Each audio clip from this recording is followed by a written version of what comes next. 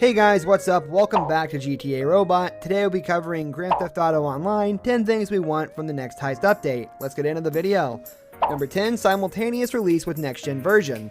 Funnily enough, GTA 5 was one of the first games announced for the PS5. Despite coming out on PS3 in 2013, the online component's popularity forces Rockstar to continually release new versions of the new consoles.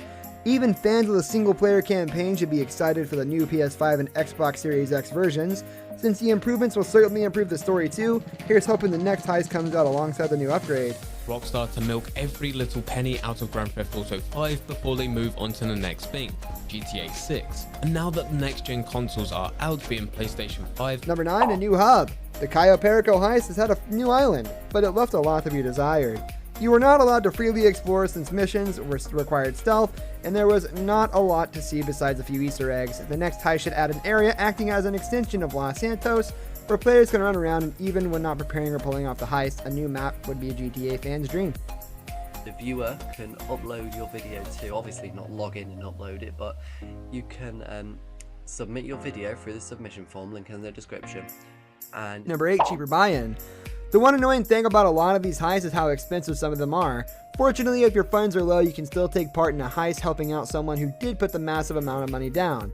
Cayo Perico's minimum buy-in was over $2 million. The next heist should have a lower bar for entry, letting more players engage in it without breaking the bank. Yeah, so number 2, as you might have guessed, considering I'm driving it. 7, characters from other GTA games. Some updates from the past have included characters from prior Grand Theft Auto games. Gay Tony from the GTA 4 expansion, The Ballad of Gay Tony, was in the nightclub update, so this idea already has precedent. Imagine seeing someone like Tommy Ricchetti in GTA 5. Fans would be particularly excited to see the Vice City protagonist as an older man. Or what if the developer fixed their relationship with the actor who portrayed Niko Bellic and got the Serbian gangster to return? Random oftentimes, and it made the heist much more fun.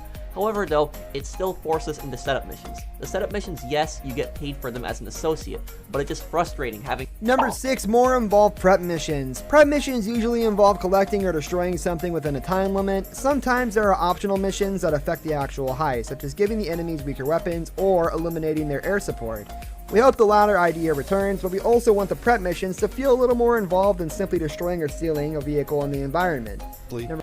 Prep missions, because there are some that you can absolutely skip, and there are some that you need to do to make sure that you are successful. 5, focus on single player.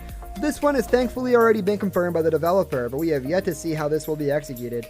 We appreciate the ability to do the Cayo Perico heist alone, even though it is better to do with buddies.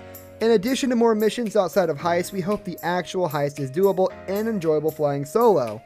Even though it's an online game, sometimes we want to explore Los Santos alone. Number 4, different experience for multiplayer and single player. As previously mentioned, the Cayo Perico heist is more enjoyable with friends, despite the option to do it alone. To remedy this issue, we suggest making a single player version of the heist significantly different than doing it with other players. It would not only make a better experience for lone wolves, but it would also increase replay value. It would also lessen the sting of having no actual story DLC. Number 3, less stealth. The Cayo Perico heist is a little too much stealth for our taste. Doing stealth in games not specifically designed for it is always a risky endeavor. While GTA Online does it better than a lot of other games, it still slows down the pace of gameplay and becomes extremely frustrating if you fail too often for mistakes if you feel like you shouldn't have to make.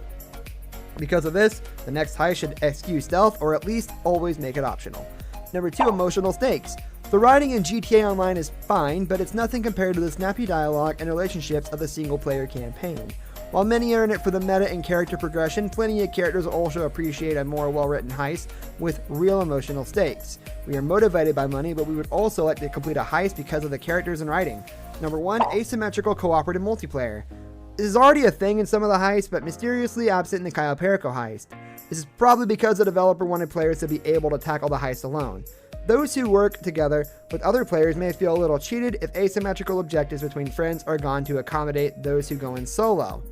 Having players tackle different tasks at the same time achieves a deeper level of teamwork. This brings us to the end of our video. I hope you enjoyed it. Hit like if you did, and don't forget to subscribe to our channel so you don't miss out on any of our videos in the future. Also watch the 2 videos that are on your screen, because I'm sure you'll love them. With that, I'll see you in the next video.